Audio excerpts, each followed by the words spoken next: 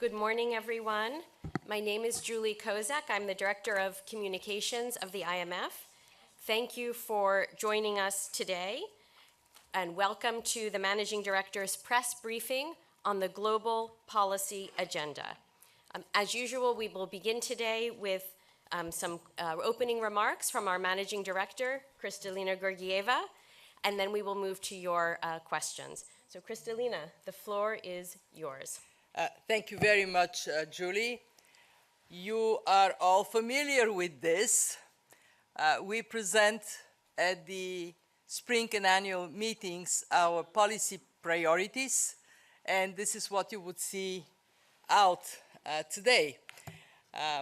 I would like to start by thanking all of you for the work you do, covering the stories that impact the world. And we all know over the last years there have been plenty of turbulence in the world economy for you to cover. We had a pandemic, wars, climate disasters, a cost of living crisis. But you also have the opportunity to cover remarkable resilience.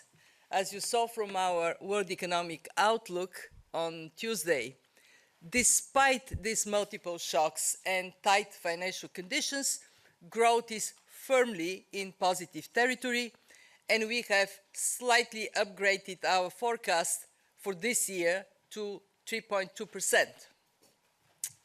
Yet, there is plenty to worry about. Inflation is down, but not gone. In the US, strong economic performance has a flip side. Disinflation is taking longer than expected. Medium-term growth prospects at around 3% are the lowest in decades, held back by a broad-based slowdown in productivity.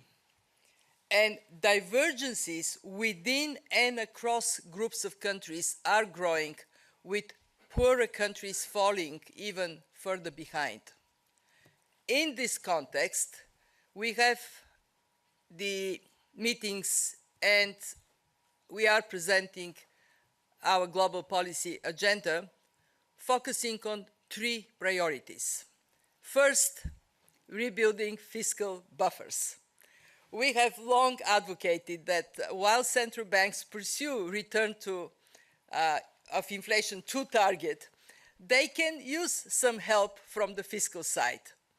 Now, fiscal restraint is becoming even more important on its own right, because fiscal capacity is exhausted in most countries, and debt is dangerously up. Last year, global public debt edged up to 93% of GDP. This is some 9 percentage points above the pre-pandemic level. Debt service is also more expensive as interest rates have increased. In a world where crises keep coming, countries must urgently build fiscal resilience to be prepared for the next shock.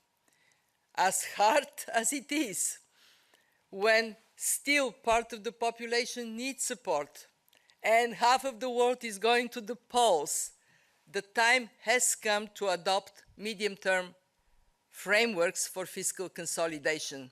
We recognize one size does not fit all. The pace and speed of consolidation will vary depending on country circumstances.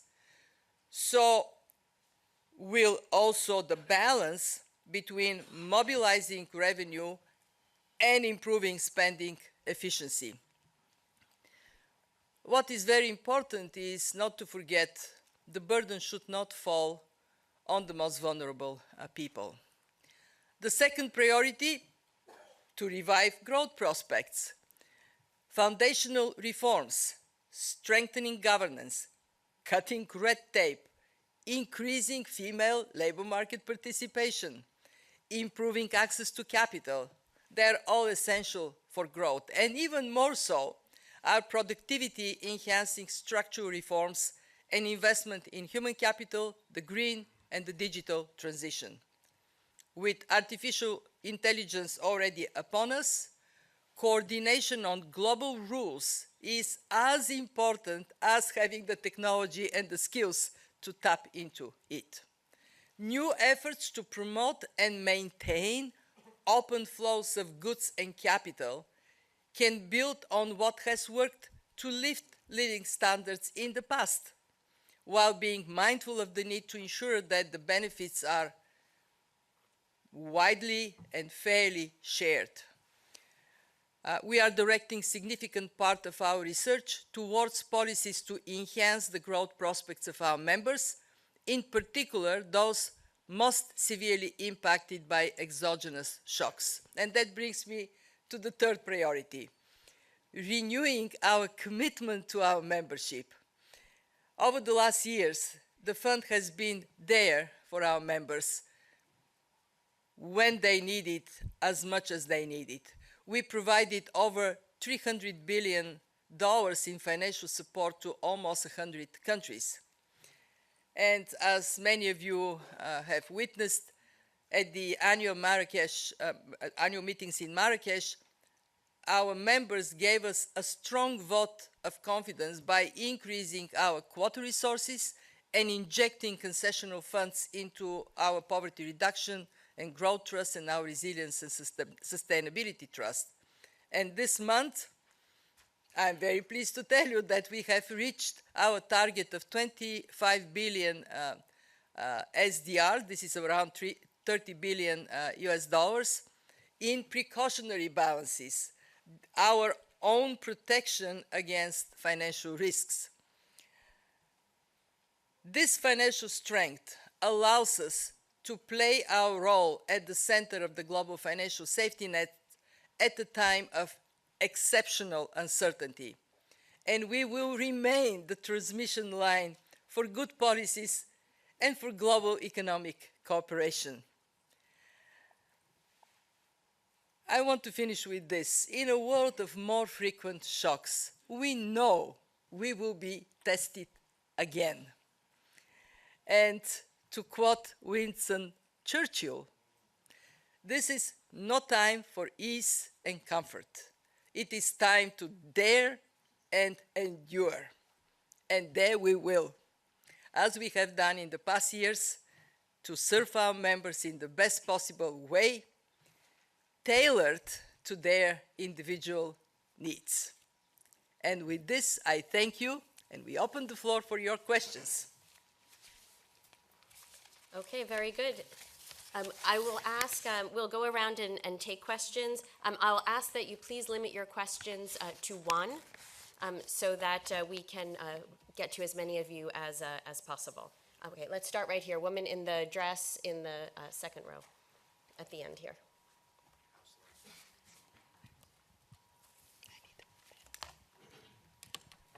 Claire Jones, Financial Times. Thanks a lot for the opportunity to ask this question.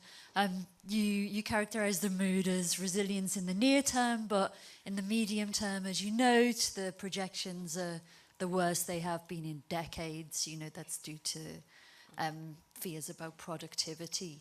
Could you maybe say a little bit more about what you think are the drivers of that slowdown in productivity, and maybe in that explanation a little bit about why you think, say, the likes of the US have performed a little better than the likes of, say, the EU?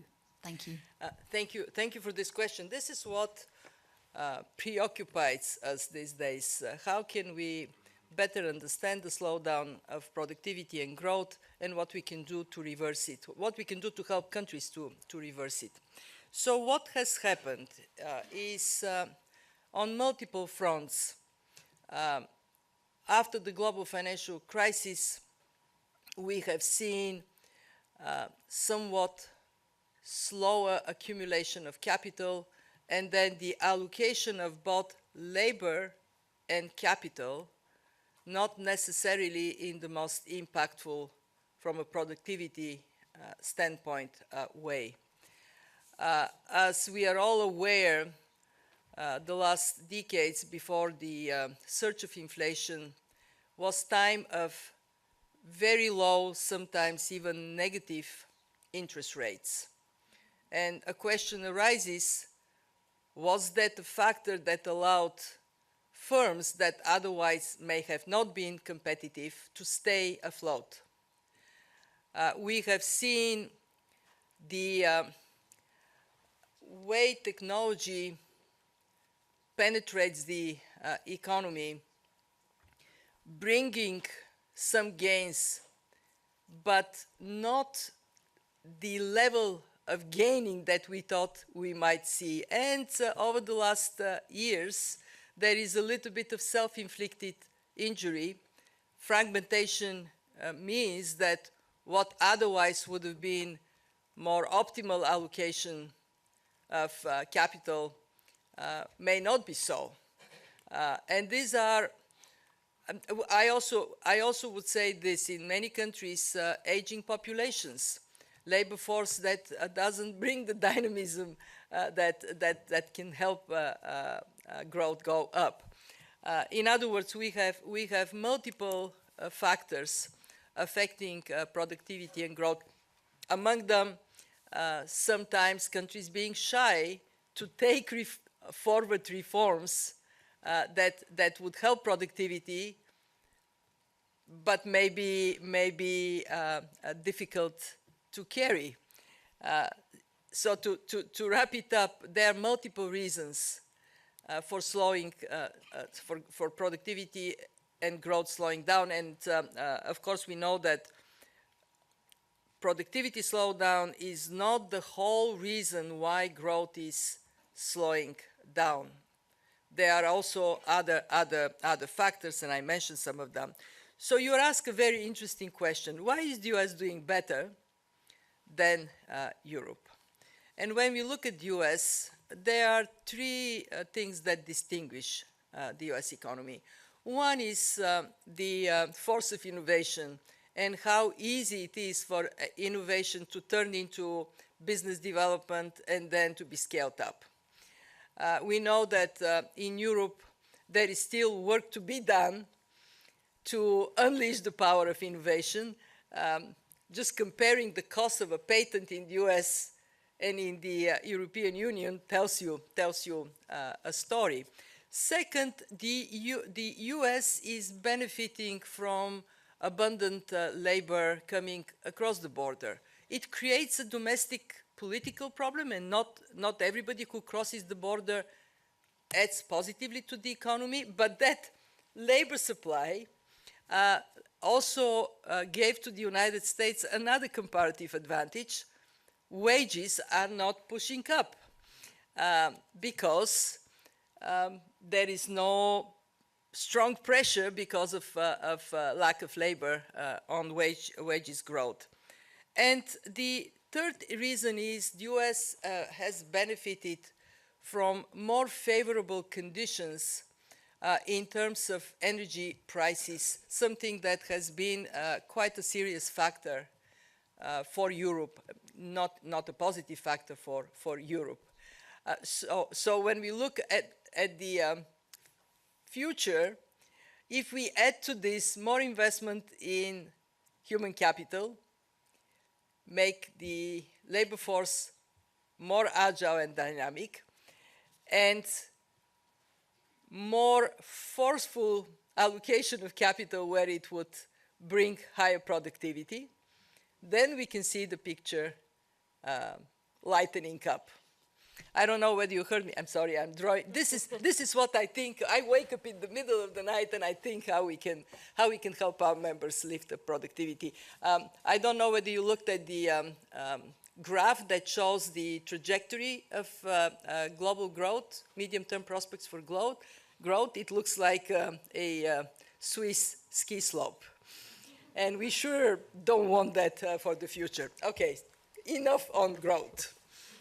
Okay, No, never enough on growth, but enough on growth for now. We'll go right here to the woman in the black second row.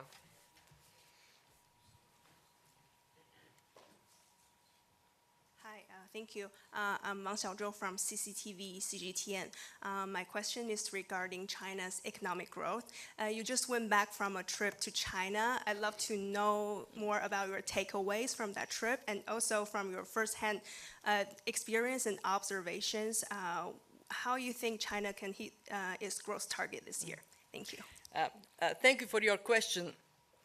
I had an opportunity to visit China and discuss with Chinese leadership how they think about growth prospects for the country, and also reflect on what we have learned about China. And here are my main takeaways. First, China is on a fork of the road, on the road, at a fork on the road. Why? Because China has to define growth strategies for the future,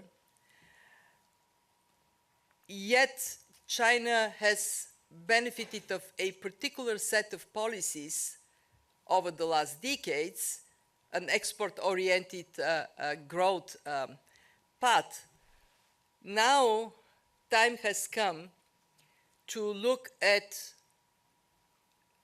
domestic sources for growth, opening up more opportunities for the market to lift up these prospects.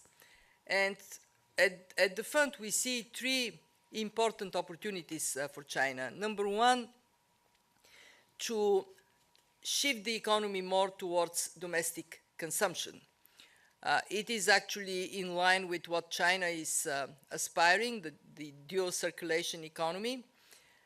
It would take giving consumers more confidence and offering them more services, more things to buy. We know that the healthcare services in China can expand quite significantly. We know that getting the social safety nets to work more effectively would give people an opportunity to save a bit less, to spend a bit more. Secondly, we see the reforms in China that have served the country well continuing to be needed. Reforms of state-owned enterprises, opening up for more competitive environment. In the years ahead, that can help China grow more. And last but not least, there are some problems right now. And how they are solved would have implications for China's growth. Most obvious example is the property sector. People in China rely on their home ownership as a way of saving. When prices of their savings go down, when prices of real estate go down, that affects consumer confidence. So clearing up the problems in the sector more resolutely would certainly help China. And we see China taking some important decisions around greening their growth pattern. Again, the more China does for lifting up domestic consumption, the better. Let's go here, in the middle. Yeah, gentleman right here in the middle, yep, second row. Thank you. Yaroslav Dolgopol, Ukrainian news agency, Ukrinform. So Russian war in Ukraine is continuing to be part of the global policy agenda. And Ukraine is continuing to be targeted by a Russian missile attack, which targets, energy and other infrastructure in Ukraine. So Ukraine's financial needs are growing now, probably more than expected earlier. How does the IMF view Ukraine's current economic and budget risks? And is the fund ready to take more steps to strengthen international support for Ukraine when the situation gradually becomes complicated. Thank you. The war, above all, is a tragedy for people. Having men and women and children killed and wounded is a daily occurrence. So we need this war to end for their sake. And we also need it to end for the sake of the world economy, not just of Ukraine. It adds to geo-economic tensions, and the further they go, the less good are our prospects going back to the growth issue that worsens our prospects to reverse the direction of growth. Within Ukraine, what we see after years of very close engagement is a remarkable determination of the economic team and of the Ukrainian people to have a functioning economy despite of the war. We have a $15.1 billion program with Ukraine. We have completed in March our third review very successfully. And what it shows is that Ukraine has been able to counter the highly disturbing force of the war. Growth is 5.3%, inflation 3.2%, and tax collection around 36% of GDP. And I'm asking you, how many countries do you know today that have that kind of performance? We have disbursed a third time under our program, but the most important role of our program, and it goes straight into the answer to your question, is that it is a catalyst for financial support for Ukraine. The program mobilizes $122 billion over 4 years, gives predictability to the Ukrainian authorities that funding would be there. And I was very pleased to listen to statements yesterday at the roundtable on Ukraine. The support for Ukraine remains steady. It is firm. You are all aware of the EU 50 billion euros. The US administration is pursuing in Congress support from Ukraine. Many other countries, Japan, Canada, the UK are stepping up. South Korea, the list is long. You also ask, would the needs of Ukraine grow because of the horrific bombing of critical infrastructure? At this point, we assess the needs for this year at 42 billion. We have confidence that these needs would be met. Of course, we will have to continue to carefully monitor conditions in the country. But let me say this. It is the best way to deal with the problem is for the problem, the war, to go away. This war, the war in Gaza, the less of this we have as human race, the better.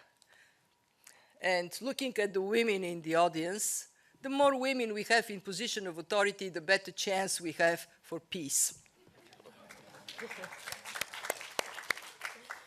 Let me go to, so I'll take the gentleman at the very end of the first row, please.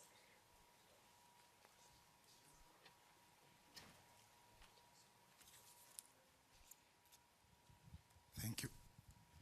My name is Kabanda Chul from the Zambia Daily Mail. Zambia has successfully restructured its debt.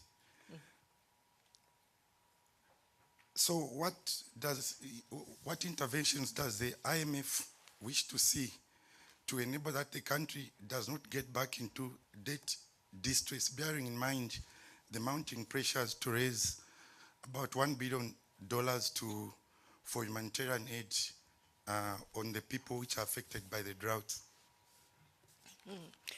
Let me start by congratulating Zambia for successfully completing very complicated negotiations on debt restructuring with both the official and the private sector creditors. Bravo.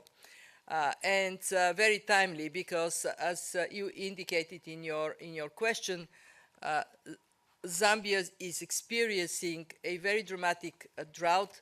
It is affecting food security. It is affecting electricity production. And we all know how shortages of electricity supply, of energy supply overall, affect the economy. I have had many opportunities to meet with the Minister of Finance, with the President of Zambia. I visited the country. It is a country with enormous potential. It has very fertile soil. It has rich natural resources. It is one of the not many countries in Africa with relatively small populations, 17 million people on a large territory. And it has a determined leadership to pursue reforms. So I am upbeat about Zambia. I think we will see increase in investments.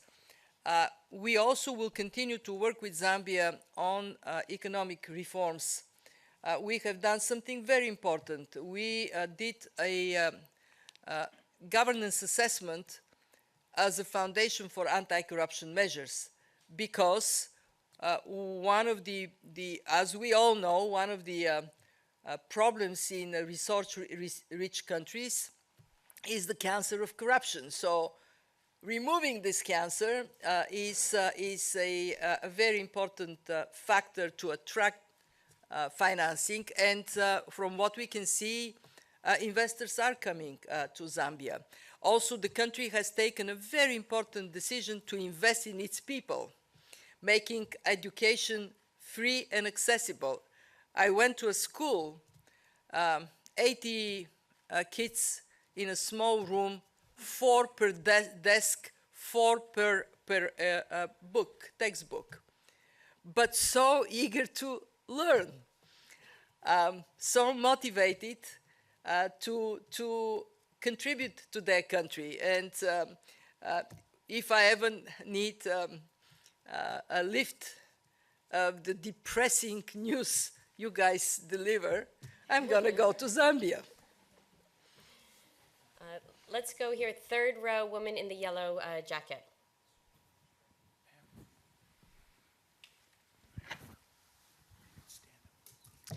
Hello, Ana Rodriguez, Colombian newspaper El Tiempo. Considering the risks of a division of the world in blocks, how will that affect Latin America, and what precaution has the IMF taken? Thank you. Thank you for your question. Let's start with where Latin America is.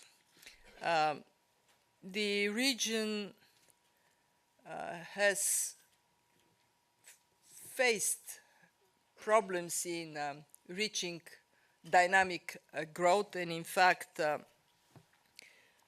Latin America is growth in Latin America is below the average global growth. Indeed, geoeconomic fragmentation is a negative factor for everybody, including for Latin America, with some caveats. When you look at Latin America, Mexico actually benefits from fragmentation because it has become an entry point into the United States for goods that otherwise might have come from point A to point B without going through Mexico. So there is this element of lengthening supply chains that we are seeing more broadly, and we see some of it in Latin America. So what are the opportunities for Latin America? Well, first, to improve what has not worked so greatly in the past. And it is in the area of macroeconomic policies, in some countries being too generous, in other countries being too generous in terms of spending, in other countries being too restrictive. So get that fiscal, monetary, financial sector policies in the best possible shape you can. And we see that countries are looking, I mean, look at Argentina, a country that has been for a long time perceived as a lagger from a reform standpoint of view, now is moving very rapidly in tightening the fiscal spending, getting the ability of private investment to find a better return. Inflation in Argentina is going down a little faster than we initially expected. We have, I want to actually sing a praise also to Latin America, and it is in the following. After the global financial crisis, countries have taken to heart getting their monetary policy in order. And many countries in Latin America were faster in tackling inflation than the rest of the world. Now they can start cutting rates. So it's a complex region. There are different stories, but by and large, I think Latin America can go with more effort on the policy front. Latin America can go up and do much better. Very good. Let's go back to this side of the room. I'll take the woman in the front row in the pink, please.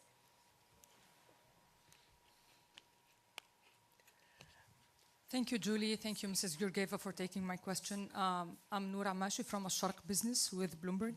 So in the MENA region, the economic cycle is quite different than it is globally. And with rising inflation, again, it's burdening everyone across the globe, especially with the rise in oil prices and commodity prices. Now, my question is, how can the different countries in our region, both oil and non-oil producing countries, deal with the current contractionary monetary policy, with the current strong dollar that is burdening the highly indebted countries?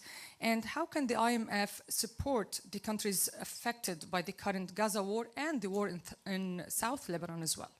Thank you. Well, thank you for bringing in focus the Middle East that has indeed been on the receiving end of more turbulence since October. What we recognize is that this impact of the war is indeed affecting the Middle East. We actually, at the time when we have upgraded slightly global projections from 3.1 to 3.2%, we have downgraded our projections for growth in the Middle East by 0.7%. And that is primarily the result of that uncertainty.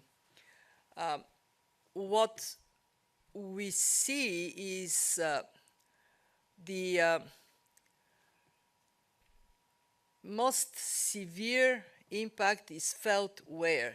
The epicenter of the war, Gaza in particular, also West Bank. Gaza's economy is wiped out, more than 80% gone, but also the West Bank is severely impacted. There is some impact on the neighborhood in the following way: most severe on Lebanon, somewhat less on other countries. I would say Jordan has shown remarkable resilience. and so is Egypt. In both cases, in the case of, you ask what the IMF can do, in both cases, in Jordan and in Egypt, we have programs. In Jordan, $1.2 billion program that is anchored in Jordan's own reform plans. It does provide a strong buffer for Jordan, and as a result, the impact of the war is genuinely minimal. In Egypt, we had a program, $3 billion program. We have done something that is rare. We have augmented the program by $5 billion. It is now $8 billion program, primarily because of the severity of the regional shock. When we look beyond those, I just want to bring attention to two countries that should get more attention than they currently do: Sudan and Yemen. Sudan is the situation is terrible. So is in Yemen. And what I want to stress is that when we have these highly visible wars like the one in Ukraine, like the one in Gaza, Israel-Gaza, they overshadow the pain and suffering that is happening in other places. But rest assured, for us at the fund, all members are benefiting from our support and our attention, as difficult as conditions may be. If I can go back to Latin America, I was searching for the growth number for Latin America in my brain. My brain said, ask Julie for this little sheet of paper. So in Latin America, Caribbean, growth last year, 2.3%. It slipped to 2%. This year, it is going to improve marginally to 2.5% in 2025. As you can see, way below the global average. So countries are doing okay, but not great. I'm afraid we have time for just one more question, so I'm going to go back to the center. A woman here in the center in the plaid jacket, kind of right by the camera. And this will be our last question. Thank you. Thank you for taking my question. Crystal Hoyt, Barbados Caribbean Broadcasting Corporation. You mentioned the need to address the climate crisis, and while the Resilience and Sustainability Trust is a step forward, to qualify for RSD financing, eligible countries have to be in a concurrent on-track financing or non-financing IMF-supported program. However, such a requirement restricts members' access to the RSD. The majority of the climate-vulnerable countries are not in the IMF program. Is there consideration to either remove that as a requirement, to eliminate it, and why must it be tied to a program? Thank you. So yes, sorry, let me answer in this way. We are going to review the performance of the RSD, and then should there be agreement on adjustments, adjustments will be made. We are not so sure that removing the requirement for a current program at this point would be justified, and let me explain why. Two reasons. One, because for us to help countries integrate climate in their macro policies, it is helpful to have an active and intense engagement on macro policies overall. So when we pluck recommendations on climate policies, be it mitigation or adaptation or transition, we do it in a context of intense engagement with the country, and that makes our job likely to be more impactful. Two, right now, we have many programs, both financing and non-financial programs, and more countries are coming to us. Sometimes they don't need money, but they do want to use the fund as an anchor for their macro policies. Most recently, for example, a country not in Africa, in the Middle East, Iraq, said we would like to have a non-financial arrangement with the fund because we would like to benefit from that anchoring that you offer. We have approved 18 programs so far. We have about 30 countries that have expressed interest. These are countries with financial and non-financial programs. And our ability to respond and our financial capacity is already being stretched. So to help the countries the best, in my heart of heart, I think it is more likely to be effective when we have this more intensive, tight engagement as we currently have. This being said, as we move forward and we build knowledge and expertise in this area, it might become less important to have that close engagement as one of the prerequisites for successful RST program. And by the way, since you're from Africa, which country? Oh, you're from the Caribbean. Okay, I love the Caribbean. You guys are. You know that the Caribbean holds one of the most successful IMF programs ever?